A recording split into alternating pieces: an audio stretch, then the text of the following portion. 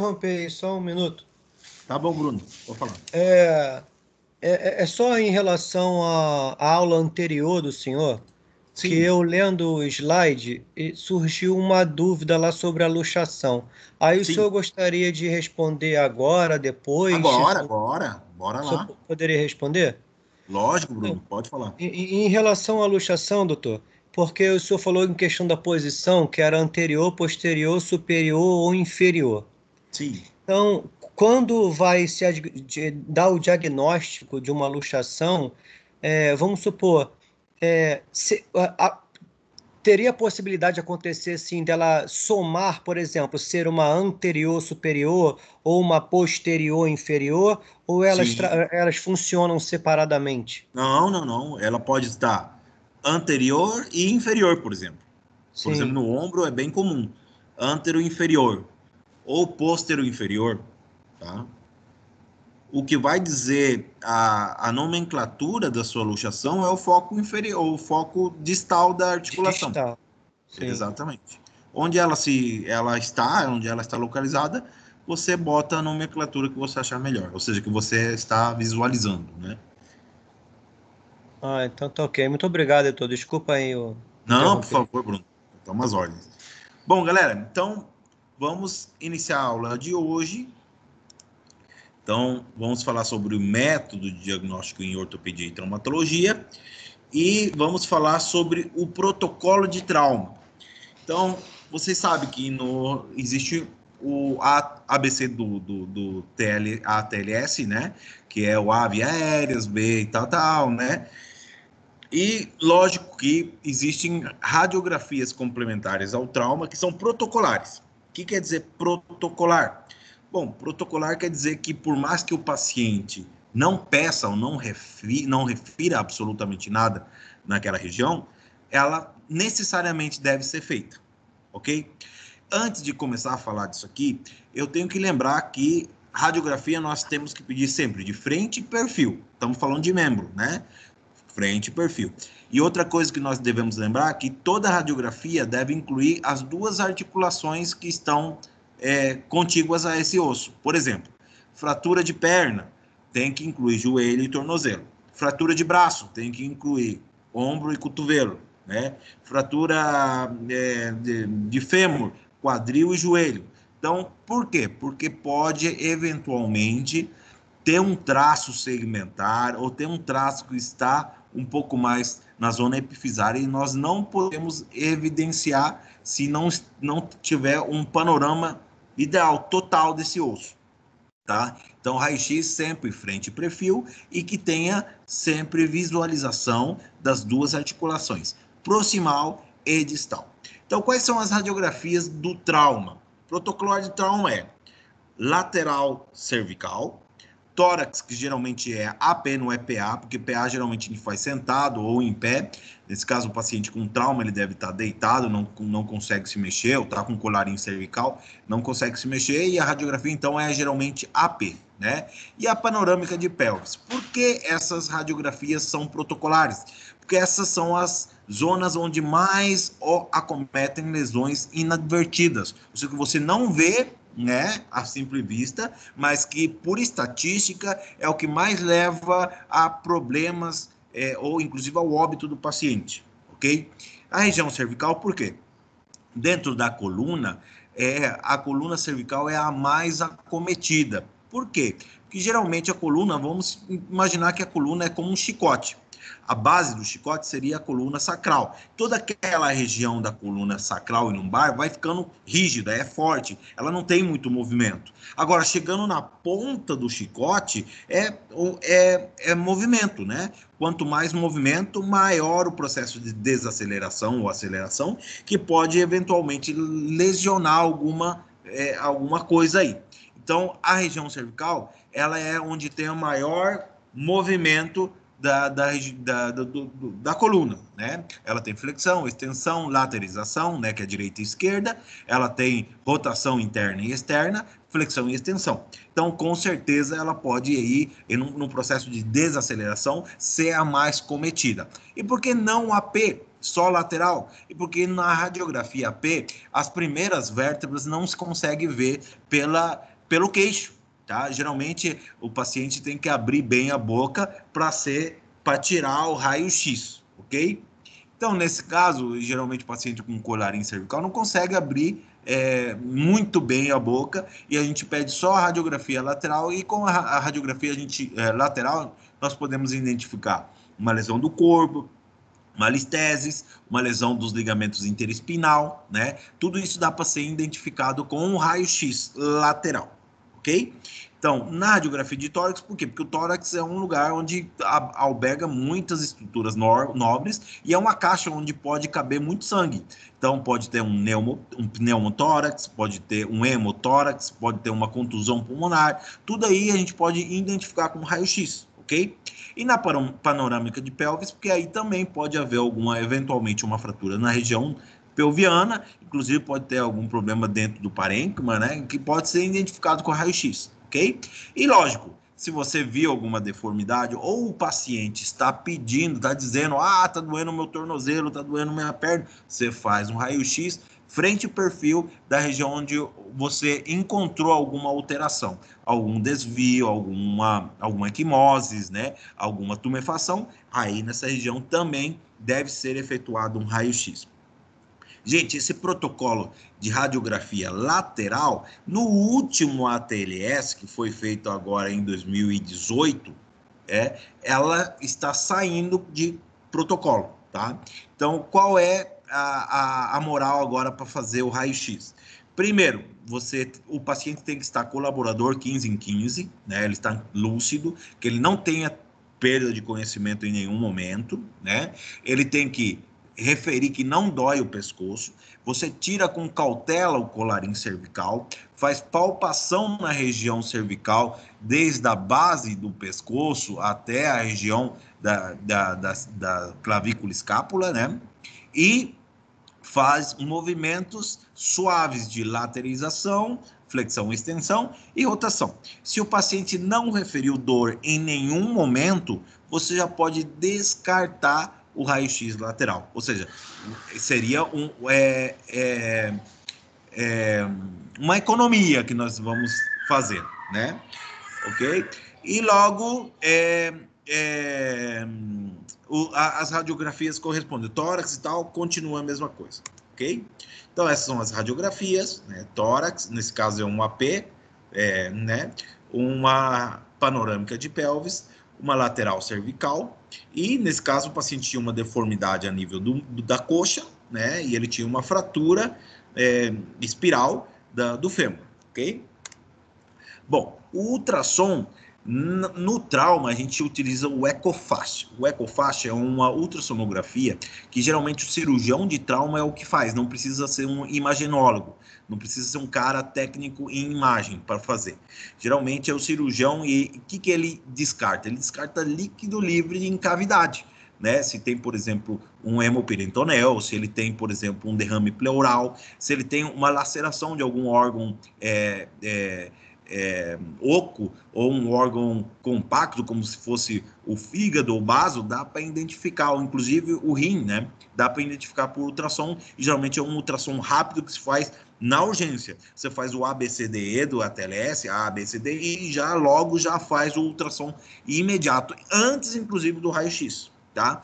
Para nós ortopedistas, é bom o ultrassom para identificar lesões ligamentares periféricas, por exemplo, entorses, lesão rotuliana, por exemplo, da pata de ganso, ou identificar líquido dentro da articulação, que nós chamamos de hemoartrose. Quando tem líquido dentro da articulação, sangue nesse caso, né, nós podemos identificar com o ultrassom, tá? O ultrassom, então, serve para isso. Inclusive, nas partes moles que tiverem, por exemplo, um granuloma de corpo estranho, dá para identificar com o ultrassom. Aqui vemos um perdigão, que é de um projetil, né? Está alojado no terço distal da coxa, né? E deu um granuloma de corpo estranho que foi identificado com um ultrassom, ok? A tomografia, lógico, ela serve para um montão de coisas, ele valora muitas coisas, né? Dentro do pulmão, mediastino, pleura, a parte óssea, né? Então, ele é fundamental para traumatologia em que sentido? Em fraturas articulares. Fraturas articulares, às vezes, a gente não consegue identificar fraturas que estão dentro dessa cavidade articular. Por exemplo, vamos falar sobre a platíleo tibial, né? De repente, você pede um raio-x, você olha de frente e de perfil, você não identifica nenhum tipo de fratura. Mas esse teto, né, é um teto, ele está caído. E só podemos identificar isso com tomografia. Então, fraturas articulares, é sempre bom pedir tomografia para poder, inclusive, fazer uma boa planificação cirúrgica da fratura, ok? Então, aqui vemos tomografia, que, ó, no raio-x não podemos identificar, né? Mas aqui tem um afundamento do planalto tibial. Tá? A ressonância é o bambamã, né? A ressonância ela serve para ver vasos, ver coluna, ver menisco, ver ligamentos intracapsulares que não dá para ver no ultrassom. Ele é ótimo, tá? O ultrassom ele é muito, muito bom, tá? Então, ele é um estudo que a gente vamos ir conversando daqui a pouco. Pera aí, eu vou acalmar meu cachorro aqui, não sei o que deu nele.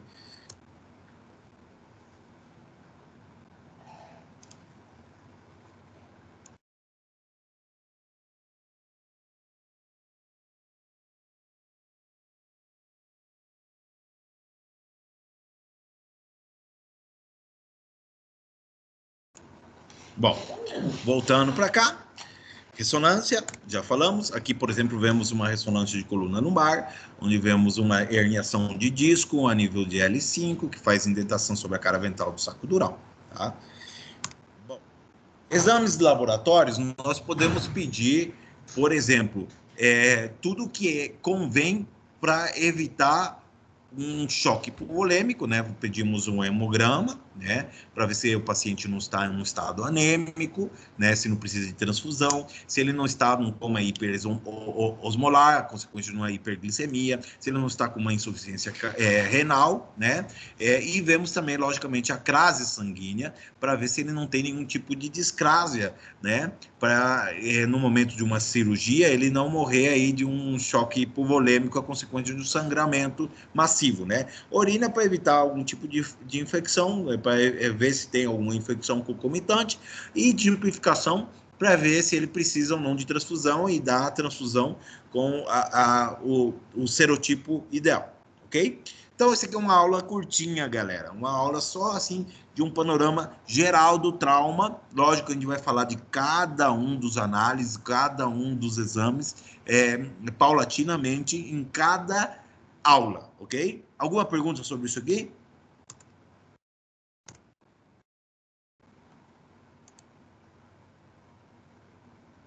Tudo certo. Tudo certo, tudo certo. Bom, então vamos falar sobre a primeira lesão, que seria as complicações gerais das fraturas, tá? Então, a primeira coisa que nós vamos falar é que todo mundo pensa, né, na fratura. Ah, nossa, fraturou, né? Mas, geralmente, quando os mecanismos são diretos, o último a se lesionar é o osso, ou seja, o osso absorve o impacto que já foi passado nas partes moles, né? E esse impacto, essa contusão pode eventualmente causar uma laceração no músculo, na fáscia, nos tendões, né? Então vamos falar sobre isso, né? Outra coisa que nós vamos falar é sobre a úlcera do gesso, né? O que é a úlcera do gesso?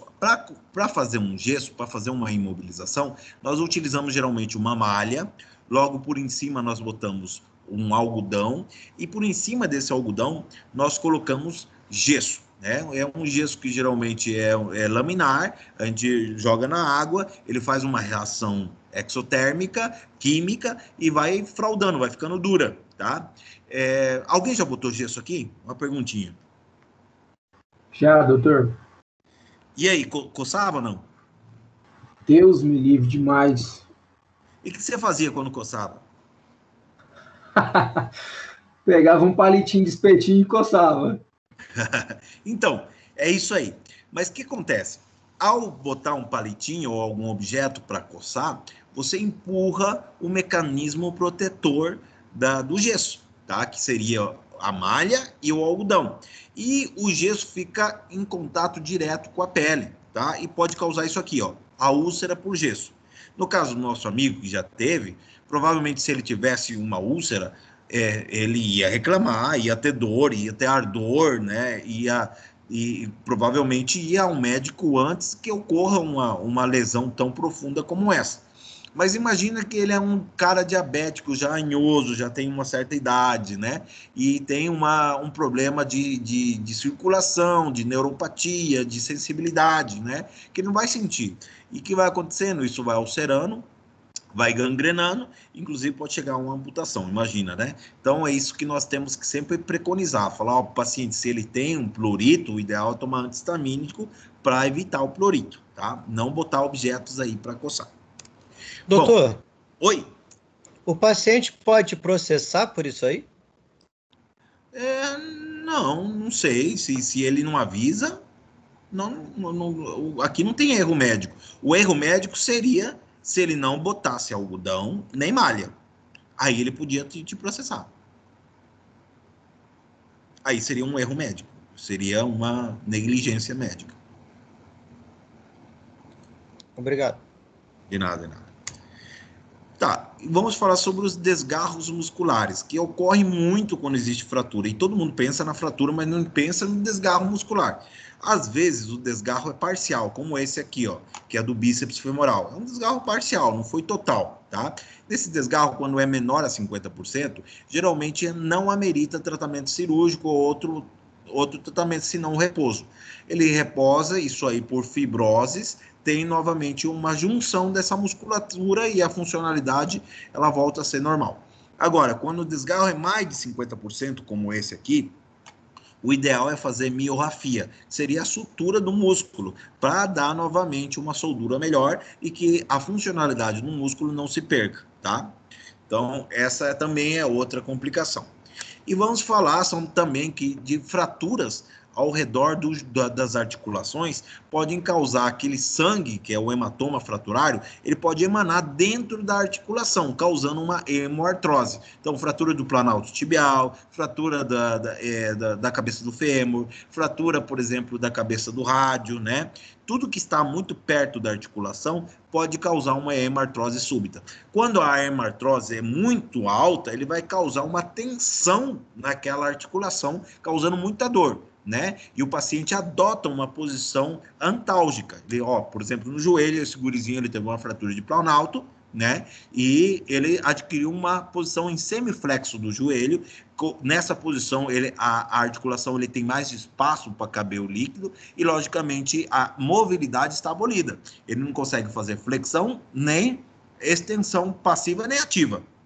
Por quê? Porque tem líquido ocupando aquela articulação e causa muita dor. Quanto mais ele mexe, mais aumenta a pressão, mais esse paciente vai sentir dor. Então, o que nós podemos fazer para aliviar essa dor? Uma artrocentese, que é a punção dentro da articulação, a aspiração daquele líquido e nós aí ganhamos o alívio imediato. Logicamente, se ele tem uma fratura, nós temos que imobilizar aquela fratura para que, eventualmente, faça o tratamento definitivo desse paciente, ok? Agora vamos falar do grande problema, que seria a lesão vascular. Gente, isso aqui não é uma área do ortopedista, isso aqui é uma área do cirurgião vascular. Mas existem certas fraturas, por exemplo, no joelho, que está a artéria poplítea, do cotovelo, que está a artéria braquial, né?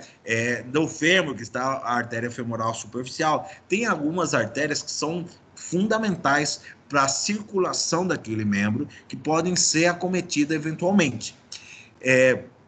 Geralmente, essas lesões ameritam algum trato especial. Imagina, pacientes têm um acometimento que pode acontecer da própria fratura fazer um encotovelamento, não sei se está bem dito, né? Mas a artéria fica curvada dentro do foco da fratura, fica pinçada, né? Então, se vocês receberem um paciente com déficit de pulso, parestesia, palidez, cianoses, né? E você vê, puxa, tem um encurtamento, ou a perna dele está em L em vez de estar reta, faça o seguinte, alineação, tá?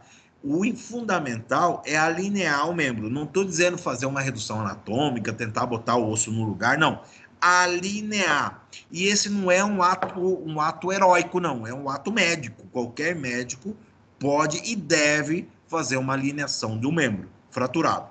Ao botar o membro no lugar, aquele encurvamento, aquele pinçamento melhora e, logicamente, a sintomatologia do paciente vai ir melhorando. Então, isso é o que nós devemos fazer em qualquer urgência, qualquer médico deve ser feito. Logicamente, se nós fizermos esse ato de alineação e não houver resposta favorável, lógico, nós temos que derivar esse paciente para alguém que entenda dessa parte, ok? Então, é fundamental. Eu vou dar um exemplo aqui, gente, de um paciente meu. Não é um paciente de ninguém, não. É um paciente que eu escutei, nem não. É um paciente meu. O paciente teve um antecedente de ferida por arma de fogo, né, acidental, na fazenda, né, uma fazenda longe, né, e pegou na cara antero-interna da coxa, tá, terço médio superior. Pegou a artéria femoral superficial, né? E você sabe que o projetil de uma arma, né? Mais que era uma 9mm, cria uma turbulência. Essa turbulência cauteriza e faz com que a artéria crie um vasoespasmo. Então, por ser um projetil de arma de fogo, ele se salvou, porque você sabe que lesão da artéria femoral, uma artéria tão grande e potente, o paciente em 3 minutos morre. Tá? Porque ele sangra para valer, o cara vai morrendo rapidinho, tá? Nesse caso, ele teve a sorte de que o vaso fez um vaso, ou seja, a artéria fez um vasoespasmo, né? Cauterizou, ele fez um torniquete, né? E ele demorou 9 horas para chegar para a cidade, até conseguir ambulância, alguém que leva até ele um centro de saúde, só sei que ele passou 9 horas para chegar comigo, tá? Ele veio meio caminhando, mexendo a perna, né? Com o torniquete, eu tirei o torniquete, examinei, ele tinha palidez, parestesia, estava entumecido, estava frio o membro, os pulsos eu não palpava nenhum, né? E qual seria a melhor coisa a fazer? Eu chamar um cirurgião vascular e fazer uma anastomose termino-terminal ou um bypass, que seria uma ponte de safena, né? Ou amputar. Eu dou essas 3 opções. Anastomose termino-terminal, bypass ou amputação. O que vocês acham? Vamos fazer uma discussão aqui.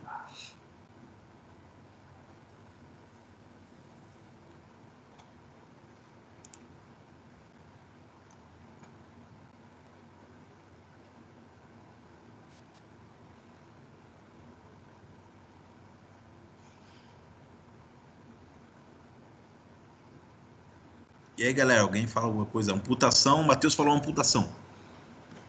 Tá, por quê, Matheus?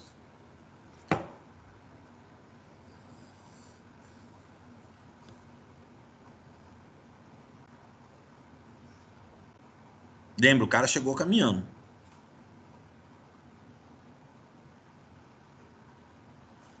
Doutor, Oi.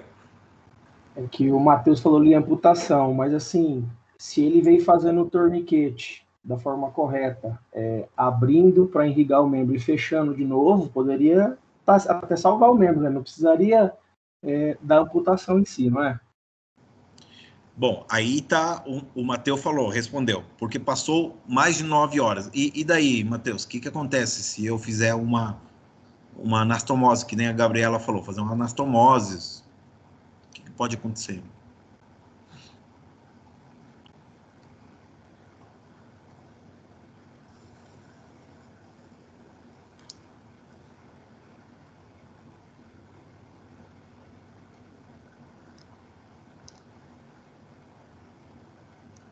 Alguém tem outra opinião?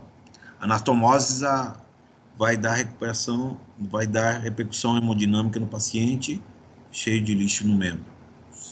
Bom, A resposta... Não vai necrosar tudo, porque já morreu as células. Uma vez que ela morreu, não tem jeito mais, não.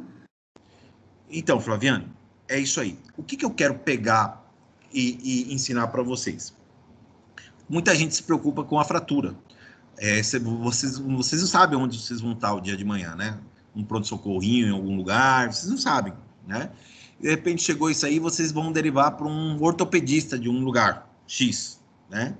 E o ortopedista não é a pessoa que tem que receber esse paciente. Seria um cirurgião vascular. Por quê?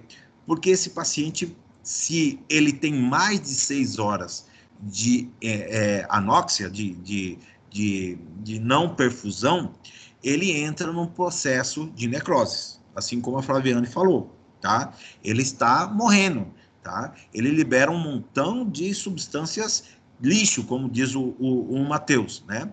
Ele libera fator de necrose tissular, ele libera óxido nitroso, ele libera interleuquinas, ele libera um montão de coisas que são substâncias naturais de uma apoptose, que seria morte celular programada. Então, essas substâncias, o rim não é capaz de filtrar. Ele entra numa insuficiência renal aguda, né, massiva, ou seja, uma glomerulonefrite rapidamente progressiva. Então, o paciente morre instantaneamente, praticamente, tá? Você bota o caninho no lugar, aquilo lá faz um retorno venoso, aquele turbilhão de substâncias ruins passam para o fígado, passam para o rim e o paciente morre, é um óbito, né? Então, passando mais de 6 horas, o ideal é a amputação. E foi isso que eu ofereci para o paciente. O paciente, inclusive, ficou pé da cara comigo, né? Falou, não, pô, eu tô mexendo na perna, como vai amputar? Não, não vai amputar, né? E ele não teve fratura, gente. Isso aqui foi uma complicação meramente vascular. Lógico, eu chamei o vascular, ele também deu a mesma opinião. Ok? Então, é isso que geralmente pode acontecer. Oi? Com esse tempo de torniquete, pode dizer que o paciente se passa por uma síndrome compartimental? Não. Não, ele teve uma isquemia, por mais que ele botou torniquete ou não, ele teve uma isquemia por mais de 9 horas nesse caso, né? Entendi. Beleza, Leonardo? Hein, doutor? Oi. O desfeito foi amputação, Flaviano. Eu fiz uma amputação, né? E o paciente saiu vivo, lógico. Sem a perna, mas está vivo. Aí você pesa a vida ou a perna, né? Nesse caso, a vida sempre preconiza. Doutor? Sim. E qual que seria o tempo máximo, então, de eu realizar o torniquete, fazer o alívio para a perfusão de novo no membro e fazer o torniquete de novo? 6 horas? 6 horas. Ah, beleza. 6 horas. Tá? Tá bom? Bom, era isso que eu queria ensinar para vocês, né? Para vocês entenderem que é a gravidade da coisa. Bom, tem lesão vascular, temos que mandar para tal qual pessoa, ok? Bom, quais são as manifestações clínicas de uma lesão vascular? Então, é parestesia, que é a sensação de formigamento, né? Até fica fria, tem uma palidez, né? Ele fica ligeiramente cianótico e o pulso pode estar assimétrico, filiforme ou ausente, ok? Fratura exposta, nós vamos falar sobre essa entidade. Sempre quando nós identificamos ou temos uma suspeita de uma lesão vascular, o fundamental é sempre tirar o torniquete, observar, alinhar o membro, pedir raio-x para ver se tem alguma espícula que podemos suspeitar que teve ou não uma lesão vascular, né? E, lógico, se está desalinhado, alinhar e voltar a observar, palpar, e ver se ele voltou à perfusão. Se com essa alineação nós conseguimos uma reperfusão, quer dizer que a artéria estava pinçada, nada mais, né? Em caso ele não voltou, cirurgião vascular rapidamente. Lógico, o cirurgião vai fazer um bypass ou vai fazer uma anastomose e esse osso ele tem que ser previamente fixado. Então, o ortopedista tem que trabalhar junto com o cirurgião vascular para dar aí uma fixação, né? Ou senão, imagina, o cara trabalha 6, 7 horas, não sei, 3, 4 horas de bypass ali e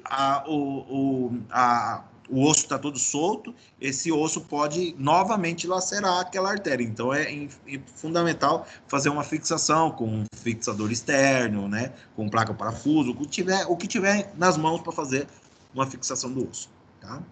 Bom, essa era a aula de hoje, galera. Alguma pergunta sobre isso?